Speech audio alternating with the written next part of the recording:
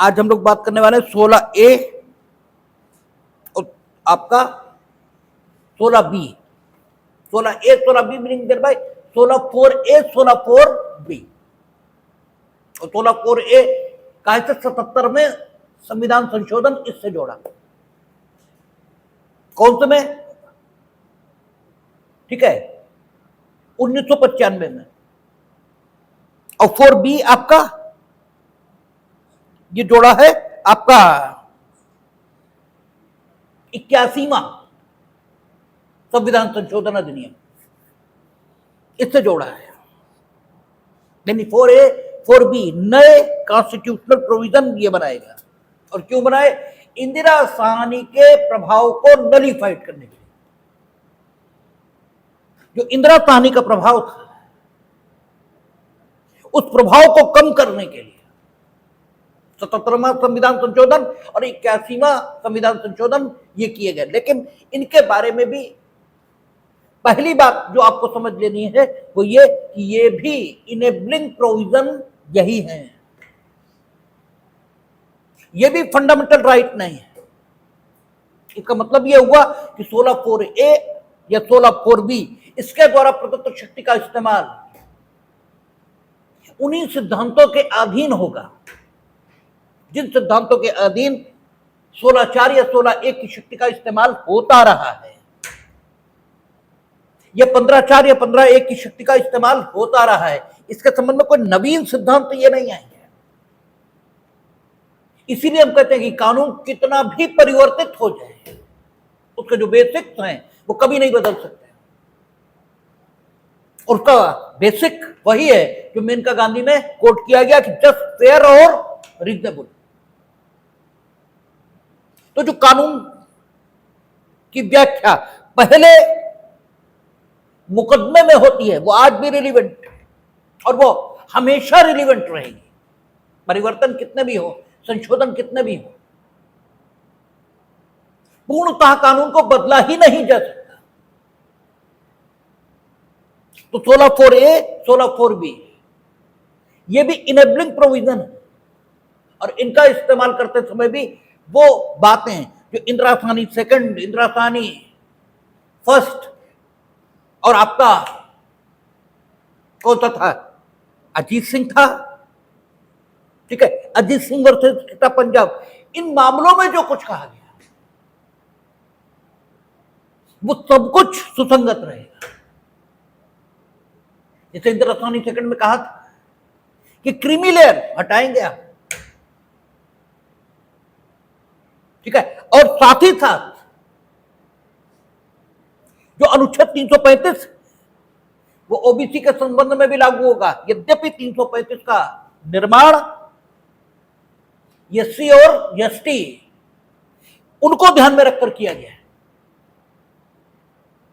क्योंकि आपको जो रिजर्वेशन दिया गया था वो इसी तर्क के आधार पर दिया गया था कि आपकी सामाजिक और जो शैक्षिक और आर्थिक दशा है वो एससी एंड एसटी से बेहतर नहीं है। इसलिए कमोवेश आप एक ही वर्ग के अंतर्गत आने लायक लोग, ये अलग बात है कि एससी एसटी इनका एक वर्ग स्वयं राष्ट्रपति ने अनुच्छेद 341 1 और 342 1 इसके अंतर्गत निर्मित कर दिया है। क्योंकि एससी एसटी जो शेड्यूल कास्ट कम्युनिटीज हैं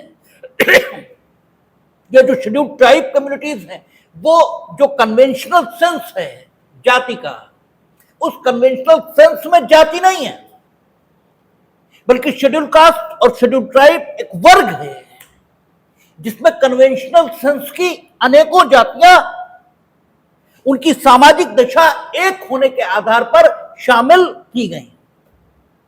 यह है शेड्यूल कास्ट और शेड्यूल ट्राइब।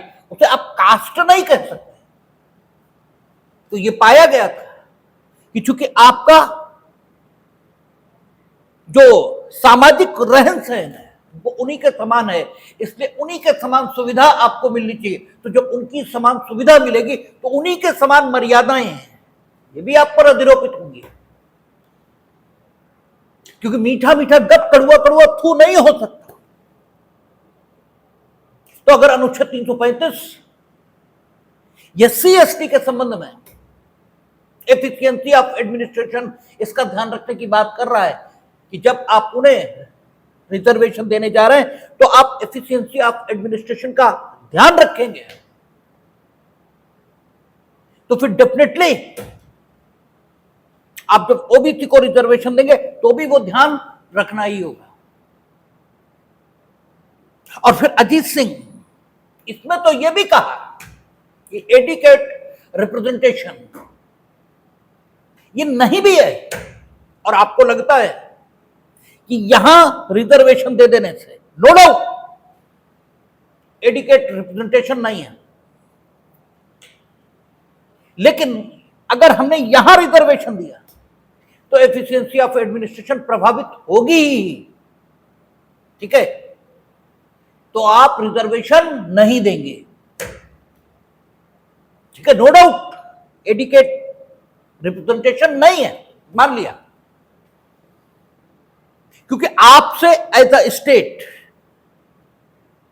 जो अपेक्षा की जाती है वो अपेक्षा यह है कि आप युक्ति संगत ढंग से ही काम करेंगे, अयुक्ति संगत ढंग से नहीं। अगर आप अपने परिवार में निर्णय कर रहे होते हैं, ठीक है, तब भी वो काम जो होना चाहिए अगर किया जाए तो घर का कुछ ज्यादा बुरा हो जाएगा, तो आप फॉर द टाइम पीरियड उस काम को नहीं करते हैं कि ठीक है होना चाहिए, जरूरत है, लेकिन फिर भी अगर इस समय किया तो घर की स्थिति ज्यादा खराब होगी, इसलिए वो काम हेल्ड अप किया जाता है। तो नो डाउट एडिकेट रिप्रेजेंटेशन नहीं है, मान लिया, लेकिन इसके बाद भी आप रिजर्वेशन नहीं करेंगे जब तक कि एफिशिएंसी ऑफ एडमिनिस्ट्रेशन इसके प्रतिकूल तौर पर प्रभावित होने का कोई खतरा मौजूद है। और इससे भी आगे गए यमनागराज में, और यमनागराज में तो यह कहा कि रिजर्वेशन ये आप लास्ट रिसोर्ट बैकवर्डनेस इसको खत्म करने के रूप में अपनाएंगे। यद्यपि ये बातें अभी सैद्धांतिक तौर पर है, ठीक है, ऐसा हो नहीं पा रहा है हर बार, ठीक है, रिजर्वेशन होता ही है, ये सही है,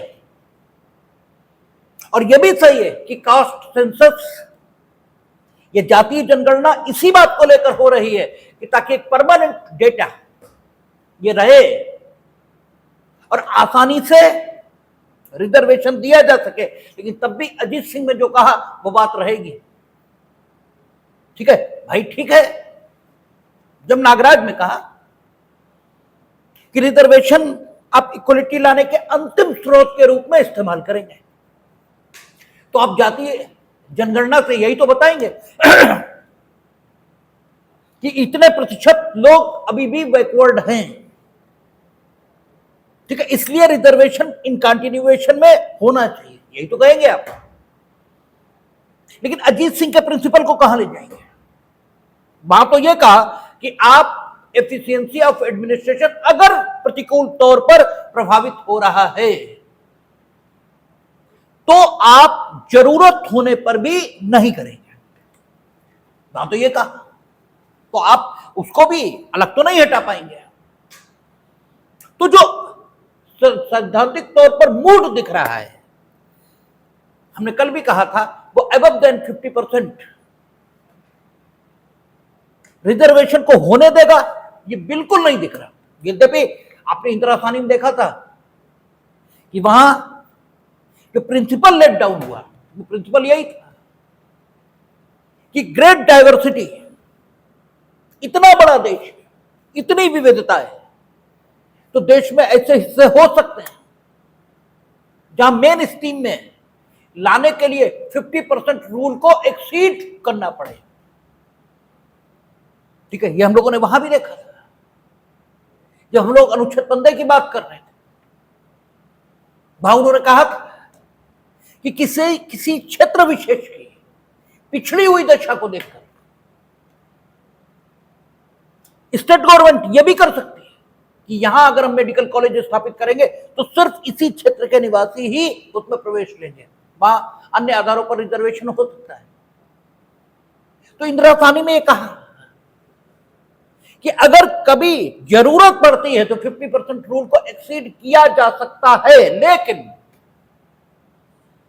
आपको शो करना पड़ेगा कि 50% के स्ट्रिक्ट रूल्स हैं।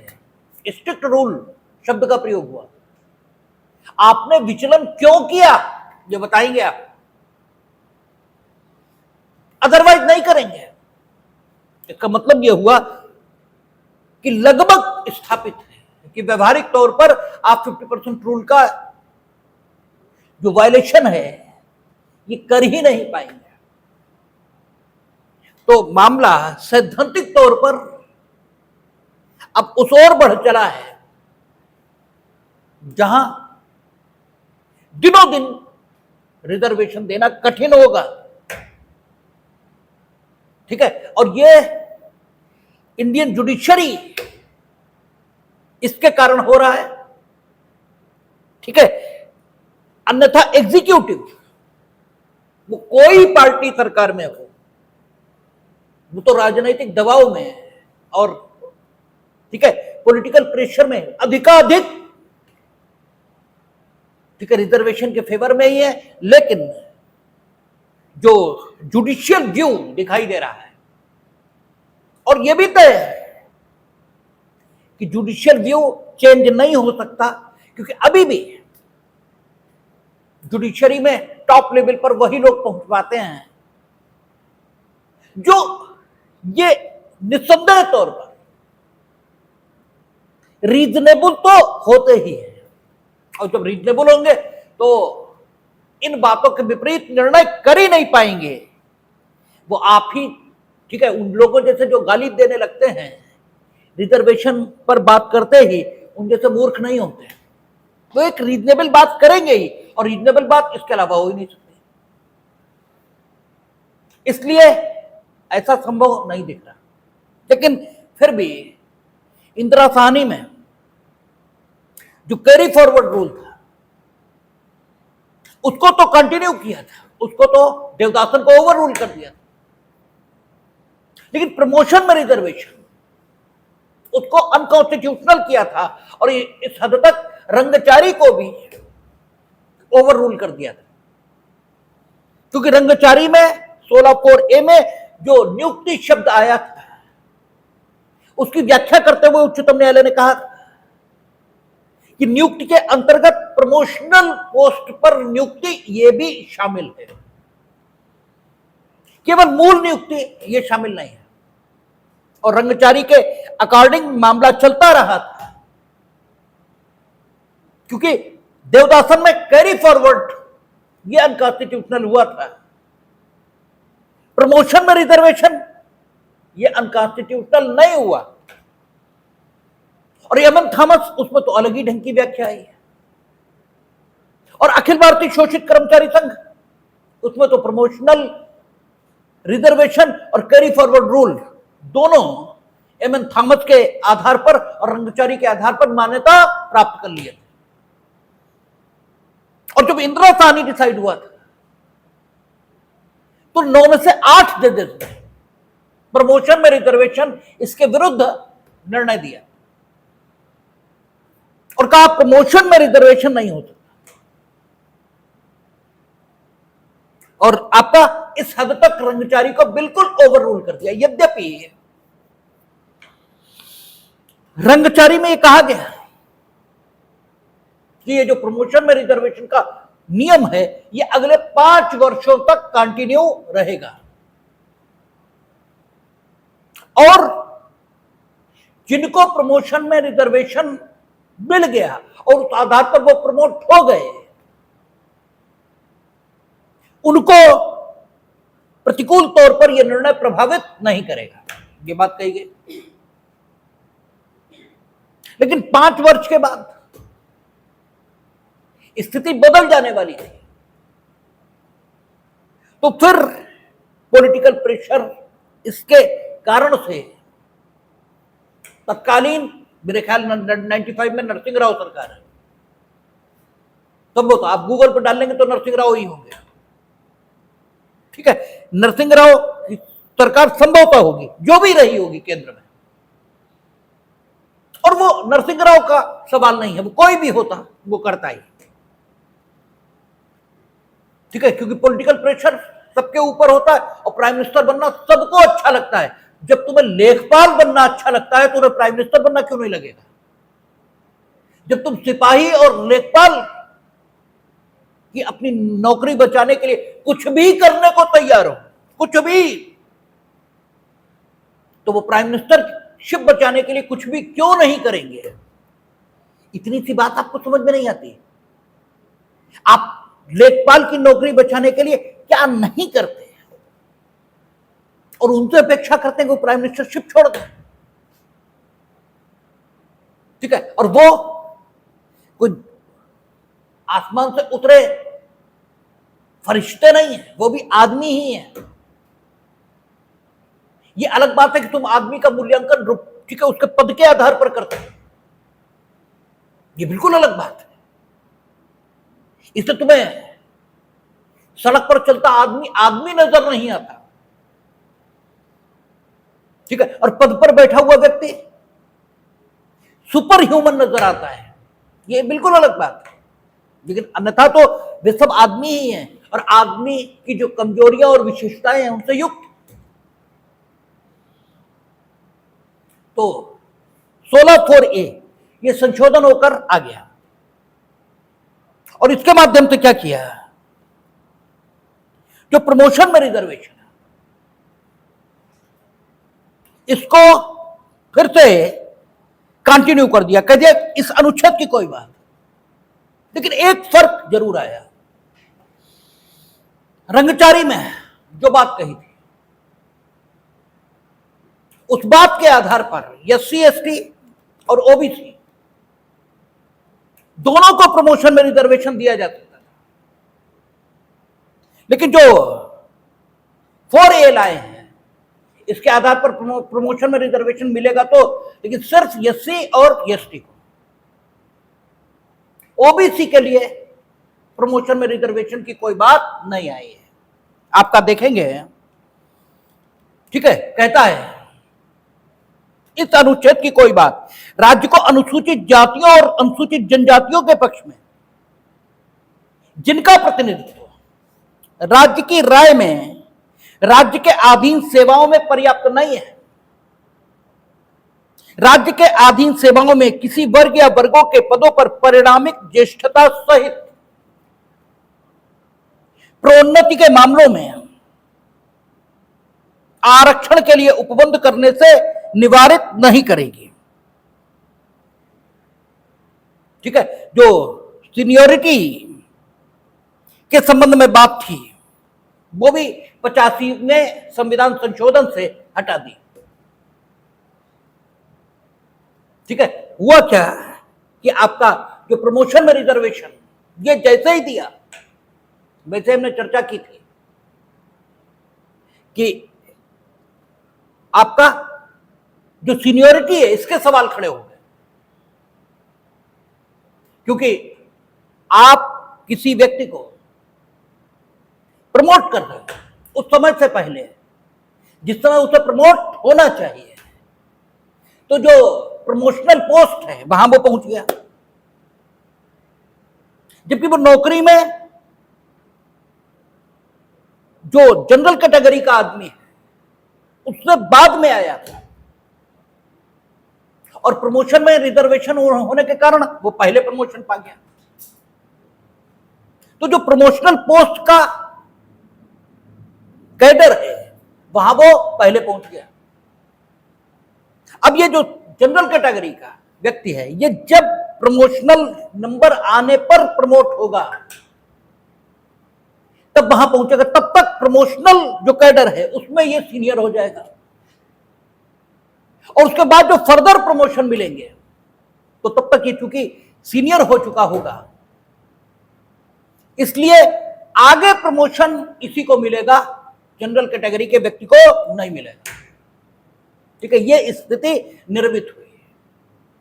ठीक है, तो 77वें संविधान संशोधन के बाद 3 मुकदमे डिसाइड हुए।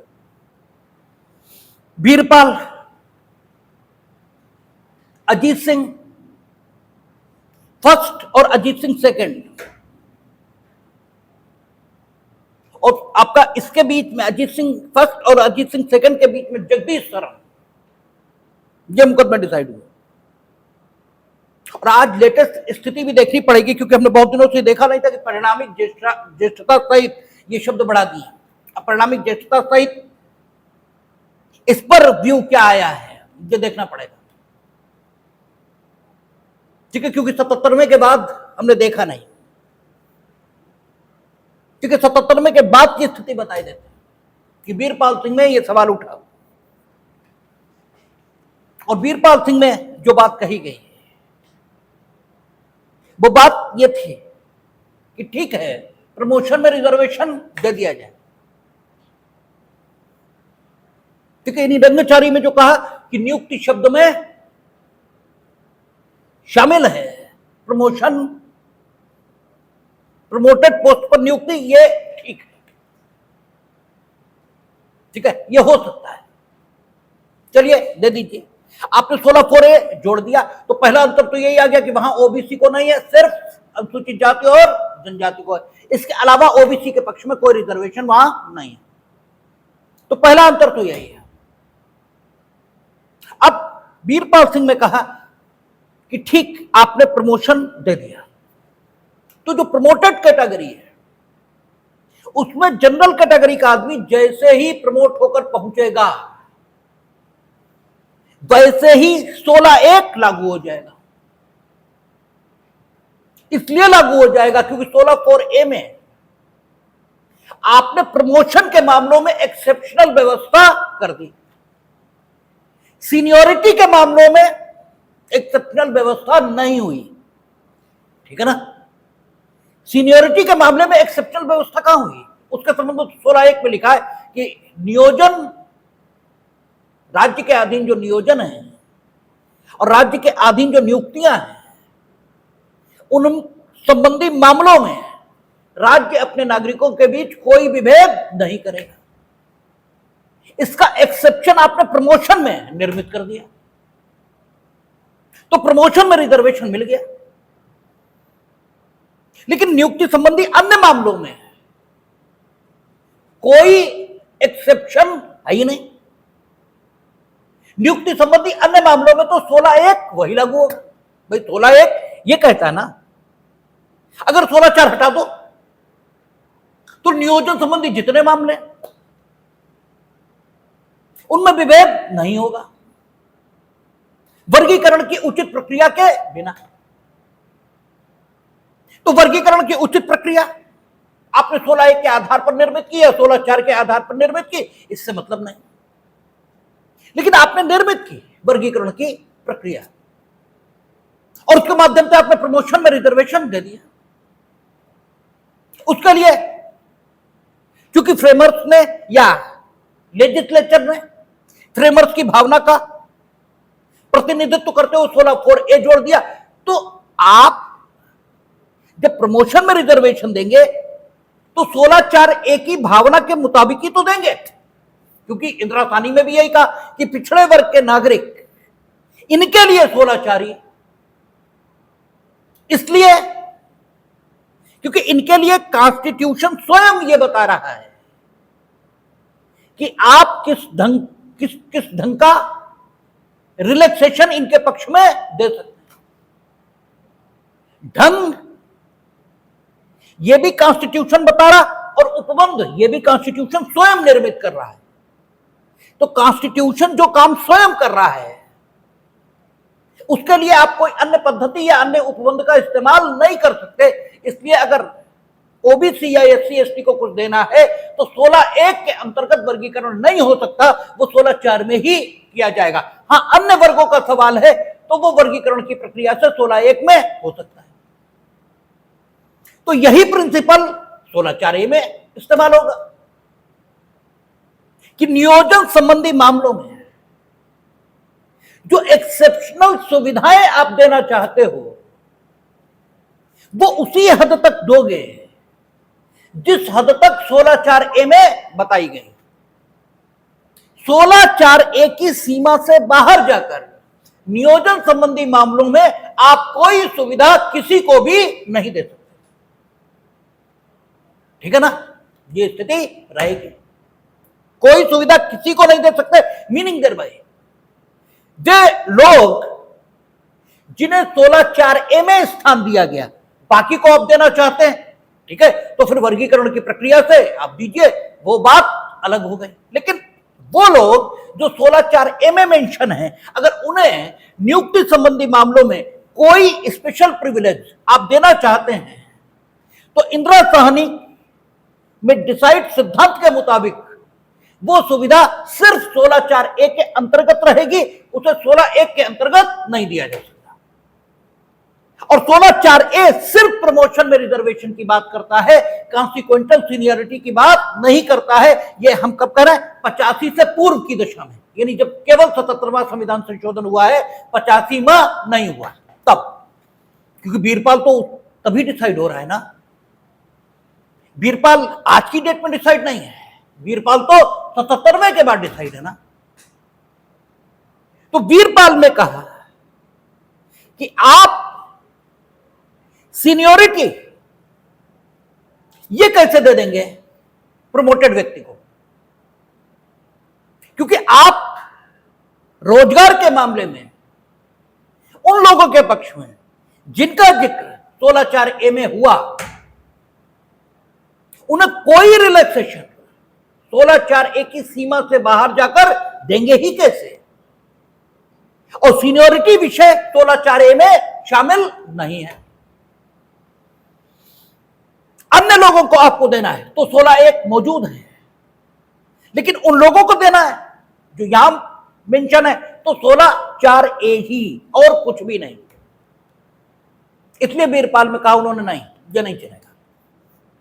आपने प्रमोशन में रिजर्वेशन दे दिया, ठीक, जब वो प्रमोटेड कैडर में पहुंचेगा और जनरल कैटेगरी का व्यक्ति वहां पहुंचेगा तो मूल जो नियुक्ति थी सीनियरिटी उससे डिसाइड होगी, और जब उससे डिसाइड होगी तो जनरल कैटेगरी प्रमोटेड कैटेगरी में सीनियर ऑटोमेटिकली हो जाएगा। लेकिन हर केस की अपनी फैक्चुअल सिचुएशन होती है। जो अजीत सिंह फर्स्ट आया, इससे भिन्न फैक्चुअल सिचुएशन में आया। उसमें क्या हुआ, जो प्रमोटेड कैटेगरी का व्यक्ति था, ठीक है, वो जो प्रमोटेड कैटेगरी का व्यक्ति, यानी जो प्रमोशन जिसने 16(4)A के आधार पर प्राप्त किया था, वो फर्स्ट प्रमोशन के बाद सेकंड प्रमोशन, ठीक है, प्रमोटेड पोस्ट पर 16(4)A के कारण पहुंचा। और जब तक जनरल कैटेगरी का व्यक्ति यहां आए, ठीक है ना, जब तक जनरल कैटेगरी का व्यक्ति प्रमोट होकर यहां आए, तब तक सेकंड प्रमोशन की पोजीशन आ गई। और सेकंड प्रमोशन पर यह कहा गया कि ये जो प्रमोटेड पोस्ट है उसी को मिलेगी जिसने इससे निचले लेवल पर इतने वर्ष काम किया हो। जैसे ये कहें हम डीएम उसी को बनाएंगे जिसने एसडीएम के तौर पर 3 साल काम किया हो, और दोनों तहसीलदार थे। ये एसडीएम पहले हो गए तो इन्होंने एसडीएम के तौर पर तो ज्यादा ही काम कर लिया, एसडीएम के तौर पर तो ज्यादा ही काम कर लिया, ठीक है। अब वो जब तक आया, ठीक है, तो वो सीनियरिटी में इनसे सीनियर हो गया, लेकिन एसडीएम के तौर पर उसने 3 साल काम ये तो नहीं किया है, वो तो तहसीलदार के तौर पर 3 साल काम किया है। अरे भाई ठीक, प्रमोट होकर वो आ गया और उसने क्या किया, मूल नियुक्ति से सीनियरिटी ये भी अर्जित कर ली, ठीक है, रिजर्व कैटेगरी के व्यक्ति पर। अब अगर फर्दर प्रमोशन उतने समय बाद आए कि इस कैटेगरी में 3 साल वो काम कर ले तो वो 3 साल का एक्सपीरियंस भी हासिल कर लेगा और सीनियर भी हो जाएगा। अब जो सेकंड प्रमोशन आया वो सीनियरिटी के आधार पर नहीं है, बल्कि 3 साल काम करने के आधार पर है। अब स्थिति यह है कि वो तो जनरल कैटेगरी का व्यक्ति हो ही नहीं सकता, वो तो यही हो जाएंगे और ये फिर डीएम बन जाएंगे। तो जो सीनियरिटी मिली, ठीक है, नियुक्ति से जनरल कैटेगरी के व्यक्ति को, उसका लाभ उसे क्या हुआ? अंततः कुछ भी नहीं।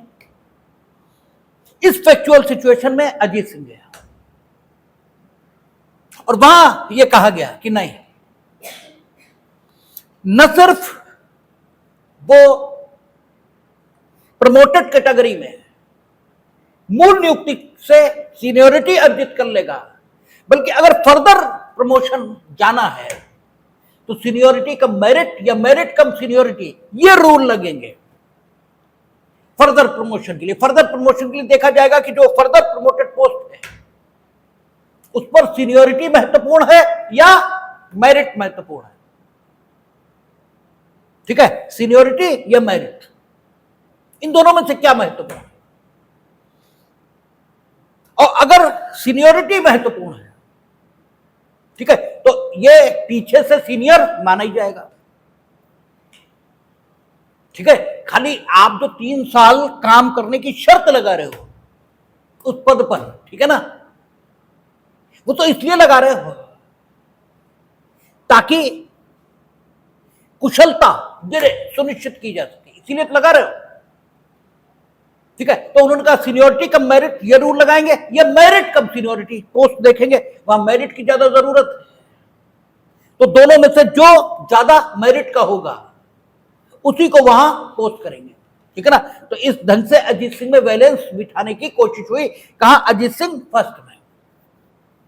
एक बात वीरपाल और अजीत सिंह फर्स्ट में दोनों में कही कि जो प्रमोटेड कैटेगरी का व्यक्ति है, अगर फर्दर प्रमोशन वो जनरल कैटेगरी के व्यक्ति के प्रमोट होने से पहले ही पा गया, तब फिर तो बात ही खत्म हो गई। जैसे तहसीलदार थे दोनों, वो पहले एसडीएम बन गए, वो पहले ही डीएम बन गए, तब तक ये तहसीलदार ही रहे, बाद में ये एसडीएम होकर आए, तब फिर तो कोई बात ही नहीं। ठीक है, अगर ये स्थिति आई तब बात अलग है, अदरवाइज इस ढंग से सीनियरिटी का निर्धारण होगा। जगदीश शरण में एक बीच में नई बात आई और कोर्ट ने कहा कि नहीं, जो प्रमोटेड कैटेगरी है सीनियरिटी उसी में देखी जाएगी, मूल नियुक्ति से सीनियरिटी नहीं देखी जाएगी। यानी पुराने रुख से डेविएट किया, नया रुख आया। लेकिन अजीत सिंह सेकंड जब डिसाइड हुआ उसमें फिर पुराना रुख आ गया और वो कॉन्स्टिट्यूशनल बेंच 5 जजों से डिसाइड है और ये जगदीश शरण ये 3 जजों से डिसाइड है। कॉन्स्टिट्यूशनल बेंच मिनिमम 5 की होती ही है और तो पुरानी स्थिति रिस्टोर कर दी। ठीक है, और यह कह दिया कि नहीं, मूल नियुक्ति से सीनियरिटी देखी जाएगी। अब यह 85 में आ गया। अब इसमें परिणामिक ज्येष्ठता ये शब्द भी ले आए। ठीक है, इन डिसीजंस को नलीफाई करने के लिए। और ये कब आया? 2001 में संभवतः अटल बिहारी वाजपेयी गवर्नमेंट रही होगी। ठीक है, हमने फिर कहा, हमने कहा कि इस विषय पर यह सोचना ही बेकार है कि गवर्नमेंट किसकी रही, क्योंकि ये विषय ऐसे हैं जिनमें गवर्नमेंट पॉलिटिकल प्रेशर में काम करती है। ठीक है, तो यहां उन्होंने ये कहा कि आपका 4A में कि राज्य के अधीन सेवाओं किसी वर्ग या वर्गों के पदों पर परिणामिक ज्येष्ठता सहित अब कॉन्सिक्वेंटल सीनियरिटी उसी वर्ग में वो भी दे दी। ठीक है, लेकिन अभी भी जो कुछ इंदिरा साहनी सेकंड और वहां अजीत सिंह वर्सेस पंजाब में जो कुछ कहा वो आज भी रिलीवेंट है। यमुना नागराज में जो कहा वो आज भी रिलीवेंट है, क्योंकि बाकी शब्द वही हैं कि राज्य के अधीन सेवाओं में पर्याप्त प्रतिनिधित्व तो नहीं है। ठीक है ना, तो बाकी शब्द तो वही है, केवल कॉन्सिक्वेंटल सीनियरिटी यही तो मिल गई। ठीक है, बाकी शब्द सारे के सारे वही है। यानी अगर आप फर्दर प्रमोशन में रिजर्वेशन दे रहे हो तो अजीत सिंह और स्टेट ऑफ पंजाब क्या कह रहा है कि आप देखेंगे कि एफिशिएंसी ऑफ एडमिनिस्ट्रेशन ये तो प्रभावित नहीं हो रहा है, तो भले ही उचित प्रतिनिधित्व तो न भी हो, लेकिन अगर एफिशिएंसी ऑफ एडमिनिस्ट्रेशन प्रभावित हो रही प्रतिकूल रूप से तो नहीं देंगे आप। ठीक है, अब वही बात, नहीं देंगे इसलिए नहीं कि कोर्ट बड़ा है, इसलिए नहीं, आपको नहीं देना चाहिए लेकिन आप मान ही नहीं रहे, तब फिर कहा जाता है ना कि आप नहीं करेंगे ऐसा। जैसे आपको घर में आग नहीं लगानी चाहिए लेकिन आप लगा रहे हैं, तब फिर क्या किया जाए? तब फिर तो ताकत से रोका जाएगा कि नहीं करेंगे आप, बात खत्म। तो चूंकि आप मान ही नहीं रहे, आपको नहीं करना चाहिए, फिर भी आप कर रहे हैं। ठीक है, तो ये Ajit Singh versus state of Punjab में जो कुछ कहा गया वो आज भी रिलीवेंट बना हुआ है। ठीक है, यम नागराज में जो कहा वो आज भी रिलीवेंट बना हुआ है। ठीक है, हाँ, कॉन्सिक्वेंशियल सीनियरिटी की बात 85 से जरूर आ गई, तो ये प्रमोशन, लेकिन इसमें SC ST ही, OBC नहीं। और जो कैरी फॉरवर्ड रूल जिसको अमान्य किया था देवदास ने, और जिसे इंदिरा साहनी में मान्य किया, किंतु 50% की सीमा तक ही। कैरी फॉरवर्ड रूल था क्या, 1 वर्ष में रिजर्वेशन के लिए वर्ष को यूनिट के तौर पर स्वीकार किया जाएगा, प्रति वर्ष रिजर्वेशन दिया जाएगा। 27%, 22%, टोटल 49% हुआ, ये आपने 1 वर्ष में दे दिया। अब 49% सीट्स फुल हो गई तो बहुत अच्छी बात है। जो कभी फुल नहीं हुई तो जितनी बच गई, अगले वर्ष जब आप 49% देंगे, ठीक है, तो ये पिछली बची हुई अनफिल्ड सीट समझी जाएगी और ये इसमें जोड़ दी जाएगी। कैरी फॉरवर्ड रूल से पहले क्या होता था, अगर योग्य अभ्यर्थी उस कैटेगरी में नहीं मिल रहे हैं तो फिर जनरल कैटेगरी से उस कैटेगरी को फिल कर दिया जाता। ये कुछ हद तक जस्टिफाइड भी चलो मान सकते हैं कि आप उन सीट्स को यहां जोड़ रहे हैं, लेकिन देवदास में यह कहा था कि वो पिछली जोड़ी हुई है और इस वर्ष का रिजर्वेशन, क्योंकि इस वर्ष जो रिजर्वेशन आप दे रहे हो वो 49% तक दे सकते हो, तक दे सकते हो ना। अगर आपको लगता है कि इस वर्ष 49% तक देना जरूरी है, तब हो सकता है अगले वर्ष में आपको लगे कि 22% देना जरूरी है, हो सकता है अगले वर्ष आपको लगे कि 10% देना जरूरी है। हालांकि स्वतंत्रता से लेकर अब तक ऐसा कभी लगा नहीं, लेकिन लग सकता है। इस संभावना से नकारा, इस संभावना को नहीं जा सकता। तो जो अनफिल्ड पोस्टें हैं और 22 और 10, ये जितना भी आपको लगता है, ये सब मिलाकर अगर 50% की सीमा में है तो इंदिरा साहनी ने कहा था, इंदिरा साहनी में डिसाइड हुआ था, तब कैरी फॉरवर्ड जायज है, ठीक है। लेकिन अगर अनफिल्ड और इस वर्ष का रिजर्वेशन ये मिलाकर 50% से ऊपर जा रहा है तो फिर कैरी फॉरवर्ड रूल के अंतर्गत रिजर्वेशन नहीं होगा। ठीक है, तो कैरी फॉरवर्ड रूल को कॉन्स्टिट्यूशनल जरूर किया इंदिरा साहनी में, लेकिन 50% की सीमा लगाकर यह बात हुई थी। अब ये जो 50% की सीमा लगाकर कैरी फॉरवर्ड रूल को कॉन्स्टिट्यूशनल किया था, इसको नलीफाई करने के लिए 4B जोड़ा गया है। किससे? 81वें संविधान संशोधन से। कब? 2000 में। ठीक है, 2000 ही है ना? हाँ, 2000, यानी आपका 95, 2000 और 2001। ठीक है, चूंकि इंदिरा साहनी में यह कहा ही था कि प्रमोशन में रिजर्वेशन अगले 5 साल तक चलता रहेगा। ठीक है, 5 साल बाद हटेगा। ठीक है, और तब तक 5 साल बाद 93 में इंदिरा साहनी डिसाइड हुई, ठीक है ना। लेकिन डिसाइड कभी हो, लागू तो वो पीछे से होगा, यानी। और 90 में चैलेंज हुआ था, ठीक है, तो 90 5 95 5 साल हो गया, 95 से और ये आ गया। इसका मतलब जो प्रमोशन के संबंध में इंदिरा साहनी ने कहा, या इंदिरा साहनी में कोर्ट ने कहा, वो ग्राउंड पर कभी भी लागू नहीं हुआ, वो ग्राउंड पर कभी नहीं लागू हुआ, ठीक है। तो 4B कैरी फॉरवर्ड को 50% की सीमा को हटाकर, ठीक है, कॉन्स्टिट्यूशनल करता है, और SC ST और OBC दोनों के पक्ष में प्रावधान 4B के आधार पर कर दिया गया, यानी कैरी फॉरवर्ड दोनों के पक्ष में रहेगा, ठीक है। आप देखें क्या कहता है इस अनुच्छेद की कोई बात,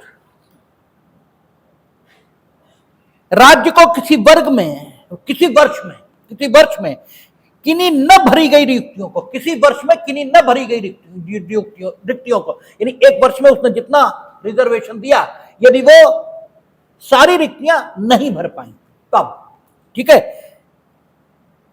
जो खंड 4 या खंड 4 का के अधीन किए गए आरक्षण के लिए, यानी प्रमोशन के लिए जो रिजर्वेशन किया था, अगर वो भी नहीं भर पाती हैं तो किसी उपबंध के अनुसार उस वर्ष में भरी जाने के लिए आरक्षित हैं, किसी उत्तरवर्ती वर्ष या वर्षों में भरे जाने के लिए पृथक वर्ग की नियुक्तियों के रूप में विचार करने से निवारित नहीं करेगी। यह भी इनेबलिंग हो गया, विचार करने से निवारित नहीं करेगी। इसका मतलब कैरी फॉरवर्ड को लागू करना चाहे तो लागू होगा, न लागू करना चाहे तो लागू नहीं होगा। और जब इस प्रिंसिपल को भी लागू करेंगे तो अजीत सिंह, नागराज, ये सारे गाइडिंग नॉर्म के रूप में काम करेंगे, ठीक है ना। और कब तक कैरी फॉरवर्ड रूल के अंतर्गत पिछली पोस्टों को वर्तमान पोस्टों में जोड़ा जा सकेगा, इस संबंध में 4B मौन हो गया, कुछ नहीं कहा। इसका मतलब आज की दशा यह है कि कैरी फॉरवर्ड रूल के अंतर्गत पिछली पोस्टें कब तक नवीन पोस्टों में जोड़ी जा सकती हैं, इस संबंध में कोई समय सीमा नहीं है, अनंत काल तक, जब तक चाहें जोड़ दें। और आप लोग शायद उस समय नहीं होंगे, इसके आने के बाद 93 94 95, ठीक है, बल्कि 2000 के बाद का काल होगा, 100 पोस्टें निकली, सारी की सारी रिजर्व थी इसी रूल के कारण, क्योंकि वो ये कॉन्स्टिट्यूशनल माना ना, तो जब से माना तब से वो जो कहा गया बैकलॉग की पोस्टें, ये शब्द उनके लिए प्रयोग होता था, ठीक है ना, ये बैकलॉग की पोस्टें, ठीक है। और कब तक वो कंटिन्यू रहेंगी, इस संबंध में कोई समय सीमा नहीं। देवदासन में तो 2 ही साल, ठीक है, 2 साल तक कंटिन्यू किया था। अखिल भारतीय शोषित कर्मचारी संघ में भी शायद 2 या 3 साल था, तब तक कंटिन्यूएशन में लाए थे। अब कैरी फॉरवर्ड रूल के अंतर्गत कितने भी समय तक वो पोस्टें अगले वर्ष के उसमें जोड़ी जा सकेंगी, ठीक है। तो कहता है किसी, क्योंकि यहां का ना किसी उत्तरवर्ती वर्ष ये वर्षों में भरे जाने के लिए पृथक वर्ग की रिक्तियों के रूप में विचार करने से निवारित नहीं करेगी, और ऐसे वर्ग की रिक्तियों पर उस वर्ष की रिक्तियों के साथ जिसमें वे भरी जा रही हैं, ठीक है, यानी इस वर्ष जिसमें पिछली रिक्तियां भरी जा रही हैं, इस वर्ष का जो आरक्षण है 50% का, उसको गिनती में नहीं लिया जाएगा। कहता है भरी जा रही हैं उस वर्ष की रिक्तियों की कुल संख्या के संबंध में 50% आरक्षण की अधिकतम सीमा का अवधारण करने के लिए विचार नहीं किया जाएगा। यानी पिछली पोस्टें जो अनफिल्ड रही उन्हें आप विचार में नहीं लेंगे जब इस वर्ष के लिए 50% आरक्षण को लागू करेंगे, ठीक है। इस वर्ष अलग रहेगा और जो पिछली चली आ रही उन्हें विचार में नहीं लिया जाएगा। ये आपका 4B, तो 4A 4B और 16(5) कोई ऐसी बात नहीं। ये तो आपको लगातार कह ही रहे हैं कि केवल धर्म, केवल जाति, केवल लिंग, केवल भाषा, केवल जन्म स्थान, केवल उद्भव, ये विभेद के आधार नहीं हो सकते 16(2) में। लेकिन धर्म केवल धर्म के रूप में विभेद का आधार नहीं होगा। यदि कोई अन्य बात हो तो धर्म भी विभेद का आधार हो सकता है। वही बात 16(5) में एक्सप्रेसली उन्होंने लिखी कि इस अनुच्छेद की कोई बात किसी ऐसी विधि के प्रवर्तन पर प्रभाव नहीं डालेगी जो यह उपबंध करती हो कि किसी धार्मिक या सांप्रदायिक संस्था के कार्यकलाप से संबंधित कोई पदधारी या उसके शासी निकाय का कोई सदस्य किसी विशिष्ट धर्म का मानने वाला या विशिष्ट संप्रदाय का ही हो। ठीक है ना, और इसका भी पॉलिटिकल इस्तेमाल होता है। ठीक है, आप देखते ही हैं, और इसीलिए फिर टेंशन क्रिएट होता है। ठीक है, हज कमेटी का चेयरमैन मुसलमान होना चाहिए, इसमें कोई दिक्कत नहीं है,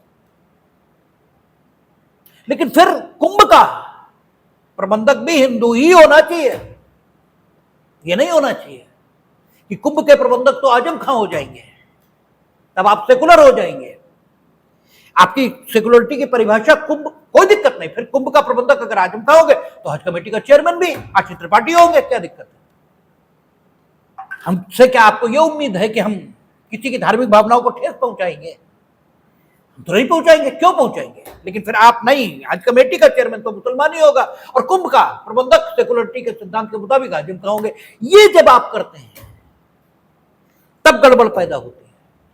ठीक है ना, और कॉन्स्टिट्यूशन स्पिरिट में अपने में कोई गड़बड़ पैदा नहीं करता। स्पिरिट में ठीक बात है कि अगर किसी शासी निकाय का सदस्य, यानी मैनेजिंग कमेटी, शासी निकाय का मतलब क्या हुआ? मैनेजिंग कमेटी, उसका सदस्य अगर या उसका प्रबंधक अगर किसी विशेष धर्म का मानने वाला हो, ऐसी अपेक्षा तो इसमें कोई बुराई नहीं, हो जाना चाहिए, क्योंकि वो ज्यादा ठीक कर सकता है, उसे ज्यादा मायने। ठीक है, वो आपका जो कहें कि ठीक है, उसकी छोटी छोटी बातें ज्यादा पता होती। ठीक है, दूसरे धर्म के मानने वाले को उतनी बातें ही नहीं पता होती,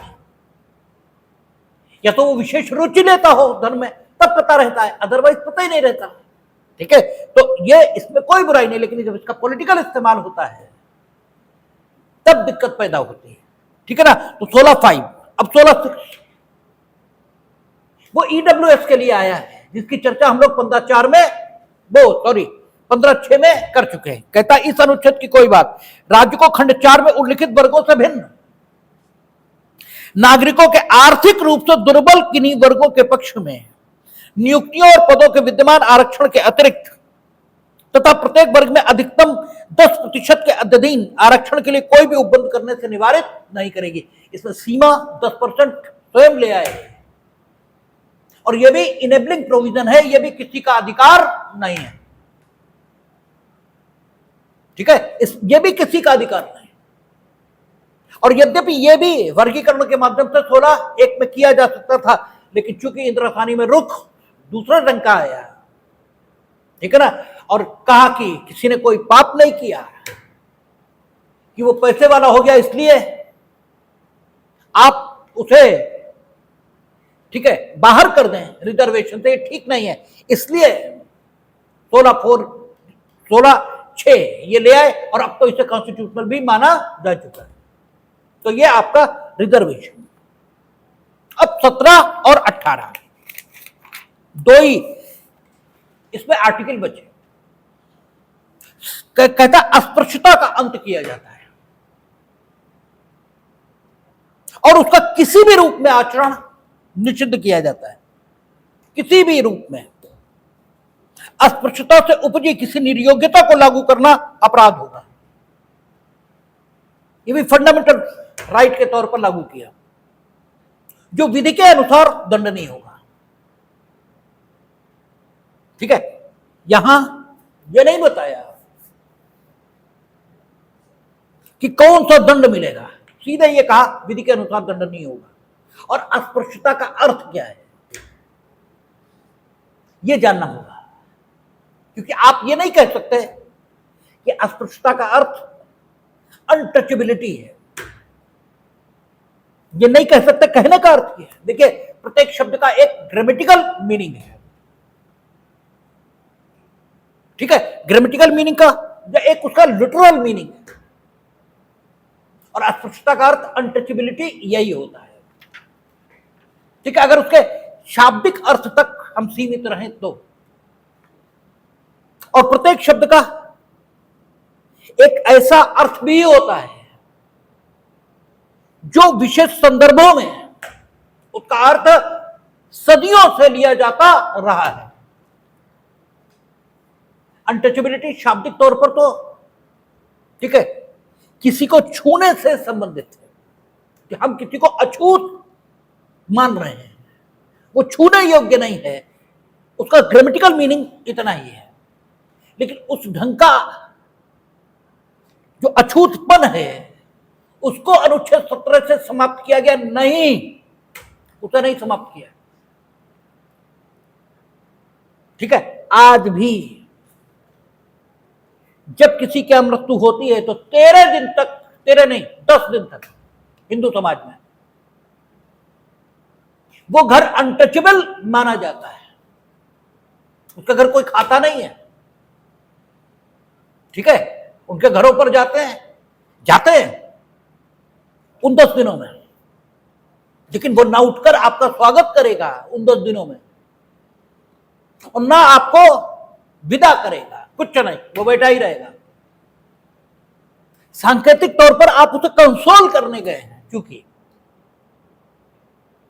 इसलिए वो कुछ कोई आदर सम्मान या कुछ भी अपनी ओर से शो नहीं करता, और उस घर में उस समय पानी भी नहीं पिया जाता, कोई पानी ऑफर नहीं होगा, कोई, हाँ ये सब 10वें के बाद होगा।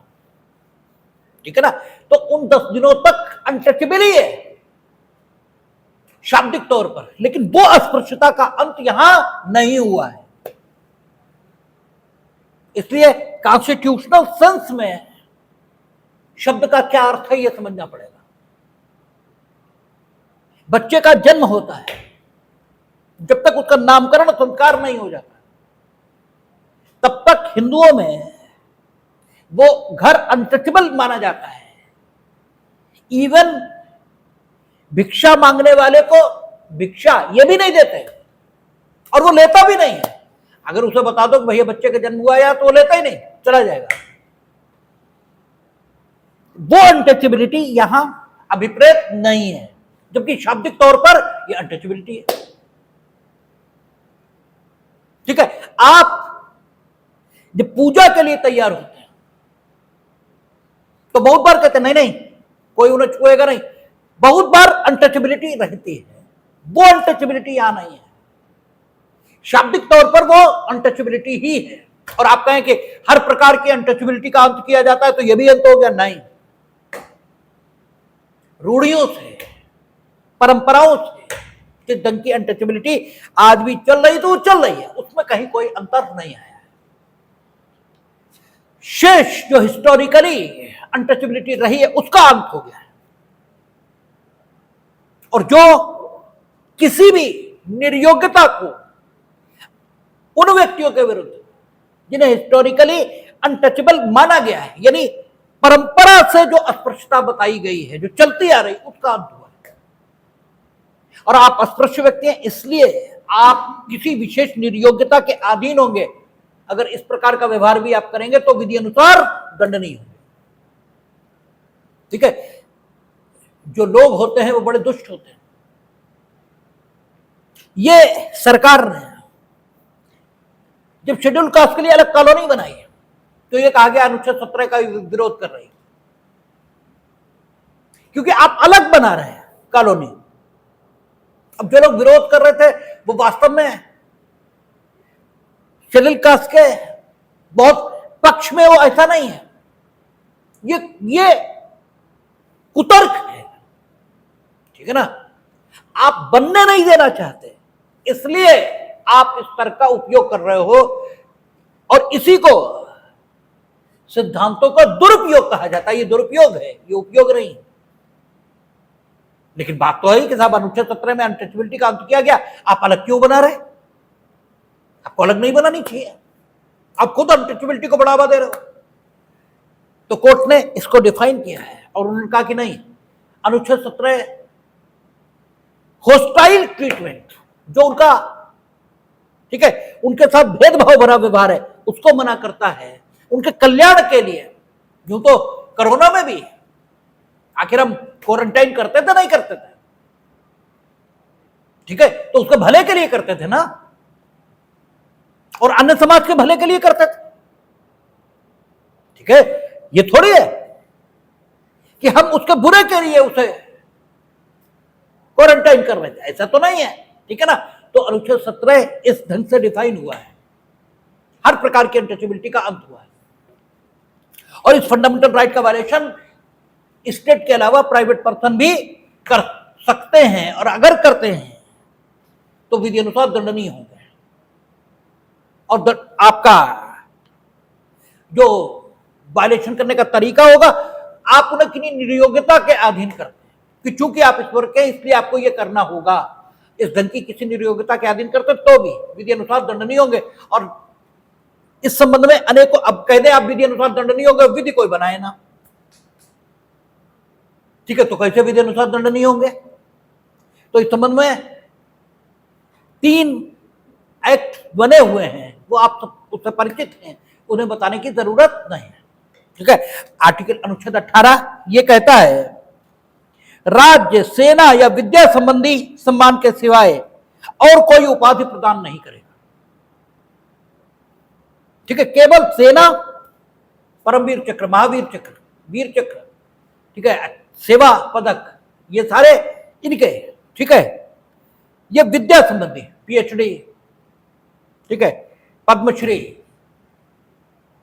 भारत रत्न, ठीक है ना, क्योंकि विद्या सिर्फ पढ़ाई नहीं है। आपकी दिक्कत यही है कि आप हर शब्द को बड़े सीमित अर्थों में समझे बैठे हैं, शब्द वहीं तक सीमित नहीं है। तो विद्या संबंधी ये सम्मान है, चाहे पद्मश्री हो, चाहे आपका विद्या वाचस्पति, ऐसे बहुत सारे सम्मान है। ये तो कहता सेना और विद्या संबंधी, विद्या संबंधी कब, और इसका जो लिमिट है और बढ़ गई, विद्या संबंधी सम्मान के सिवाय और कोई उपाधि प्रदान नहीं करेगा। दर्ज इसके अलावा खान बहादुर, राय बहादुर और ये सब कोई उपाधियां नहीं मिलेंगी किसी को। ठीक है, भारत का कोई नागरिक किसी विदेशी राज्य से कोई उपाधि स्वीकार नहीं करेगा। भारत का कोई नागरिक विदेशी राज्य से कोई उपाधि स्वीकार नहीं करेगा। प्राइम मिनिस्टर को तो अक्सर ही मिलता रहता है। ठीक है, जाते हैं तो खूब, क्या वो भारत के नागरिक नहीं है? ठीक है, तो वो कैसे करते हैं? ठीक है, तो आपका आगे देखेंगे, कहता कोई व्यक्ति जो भारत का नागरिक नहीं है, राज्य के अधीन लाभ या विश्वास के किसी पद को धारण करते हुए किसी विदेशी राज्य से कोई उपाधि राष्ट्रपति की सहमति के बिना स्वीकार नहीं करेगा। यानी कोई विदेशी राज्य का नागरिक और वो हमारे देश में किसी नौकरी में या कोई लाभ का पद धारण कर रहा है, तो राष्ट्रपति या तो उसे सहमति दें अपनी, क्योंकि आप विदेशी भले ही हो, हमारे यहां काम कर रहे हैं, तो वो विदेशी राज्य से उपाधि आदि ग्रहण कर सकेगा, अन्यथा नहीं। ठीक है, और राज्य के अधीन लाभ या विश्वास का पद धारण करने वाला कोई व्यक्ति, इसमें प्राइम मिनिस्टर आ गए। ठीक है, कोई व्यक्ति किसी विदेशी राज्य से या उसके अधीन किसी रूप में कोई भेंट, उपलब्धि या पद, भेंट, उपलब्धि या पद, उपलब्धि का अंग्रेजी देखें, एनी प्रेजेंट इमोलूमेंट और ऑफिस ऑफ एनी काइंड, तो उन्हें जो मिलता है, ठीक है, वो पहली बात तो भेंट, उपलब्धि और पद, इससे भिन्न मिलता है, सम्मान मिलता है। ठीक है ना, वो अपने यहां का सर्वोच्च सम्मान देते हैं। ठीक है ना, कोई पद नहीं देते अपने यहां, कोई गिफ्ट नहीं दे रहे हैं। ठीक है ना, ये कोई भत्ता, इमोलूमेंट यानी भत्ता, ये नहीं दे रहे हैं। ठीक है, और अगर ये भी दें तो राष्ट्रपति की सहमति के बिना स्वीकार नहीं करेगा। लेकिन ऊपर उन्होंने कहा कि भारत का कोई नागरिक विदेशी राज्य से कोई उपाधि स्वीकार नहीं करेगा। ठीक है, तो ये बात इससे गवर्न नहीं हो रही। लेकिन फिर ये RTI वगैरह का सवाल हो गया, ये जनरल नॉलेज का, कि आखिर वो लेते कैसे हैं। लेकिन डेफिनेटली कानून में कोई ना कोई व्यवस्था होगी जो उन्हें अनुमति करती होगी कि वो वैसा कर सके। अब एक सवाल कि अनुच्छेद 18 कुछ अधूरा सा है। क्योंकि यहां यह नहीं बताया कि अगर भारत का नागरिक ऐसा करेगा तो आप उसके साथ क्या करेंगे। भाई आपने कहा नहीं करेगा, उसने किया, तब क्या कर लेंगे आप। 17 में तो ये बताया कि हम क्या करेंगे, विधि अनुसार दंडित करेंगे। यहां वो नहीं बताया है, ये कमी है। ठीक है, सुप्रीम कोर्ट तक मामले ये भी गए हैं कि भारत रत्न और पद्मश्री ये सारे अपने ही लोगों को मिलते हैं। ठीक है, सरकार की इस संबंध में तो कम से कम तारीफ ही करनी पड़ेगी। इसने कम से कम भारत रत्न, ठीक है, अपनों को भी दिए, लेकिन अपनों से बाहर वालों को भी दिए। ठीक है, हालांकि राजनेताओं तक ही सीमित रहे, वो बात ठीक है। ये भी ठीक है कि चुनावी फायदे को ध्यान में रखकर दिए गए, ये भी सही है, लेकिन कम से कम दिए तो। वहां तो नेहरू भारत रत्न, इंदिरा गांधी भारत रत्न, राजीव गांधी भारत रत्न, क्यों बोले वो पता नहीं क्यों ऐसा क्या किया। भाई हमें ये तो बताओ। प्राइम मिनिस्टर होने के अलावा, चलो नेहरू के बारे में तो चलो मान भी लेते हैं, फ्रीडम फाइटर रहे, हमारी उनसे वैचारिक सहमति है या नहीं है इससे फर्क नहीं पड़ता, लेकिन फ्रीडम फाइटर तो रहे। लेकिन फ्रीडम फाइटर बहुत सारे हैं, तो सारे के सारे भारत रत्न हैं। और फिर उस हिसाब से देखें तो फिर गांधी बहुत ज्यादा फिट बैठते हैं। ठीक है भाई, उस हिसाब से देखेंगे तो नेहरू तो फॉलोअर हैं, ओरिजिनल थिंकर तो गांधी हैं, तो उस हिसाब से तो फिर गांधी को होना चाहिए। ठीक है, खैर उस विवाद में न भी पड़े। फिर राजीव गांधी ने क्या किया, फिर इंदिरा गांधी ने क्या किया। अब बताने को तो आप कुछ भी बता, कंप्यूटर लाए। अच्छा भाई कुछ तो करोगे प्राइम मिनिस्टर होके, या कुछ भी नहीं करोगे। ठीक है, तो कुछ तो करोगे ही, तो ये तो कोई बातें नहीं हुई। ठीक है, राहुल गांधी मैच देखने गए, सचिन तेंदुलकर ज्यादा पसंद है, उन्हें भारत रत्न होना चाहिए, हो गए। ठीक है, तो ये जो उपाधियां इस ढंग से बटी हैं, इस पर मामला गया है सुप्रीम कोर्ट तक, और सुप्रीम कोर्ट ने कहा कि प्राइम मिनिस्टर, ठीक है, अन्य उच्च पदस्थ लोगों के साथ मिलकर एक हाई लेवल कमेटी बनाए जो ये तय करे कि भारत रत्न या इस प्रकार के जो सम्मान है किनको दिए जाए। लेकिन अभी तक न बना है, न आगे कभी बनेगा, और बनाने का आदेश सुप्रीम कोर्ट दे नहीं सकता, क्योंकि ये उनके अधिकार क्षेत्र से बाहर। तो फिलहाल ऐसा कुछ भी नहीं हुआ। तो ये अनुच्छेद 18 समानता का अधिकार यहां समाप्त होता है। कल से हम लोग स्वतंत्रता के अधिकार पर बात करेंगे, अनुच्छेद 19।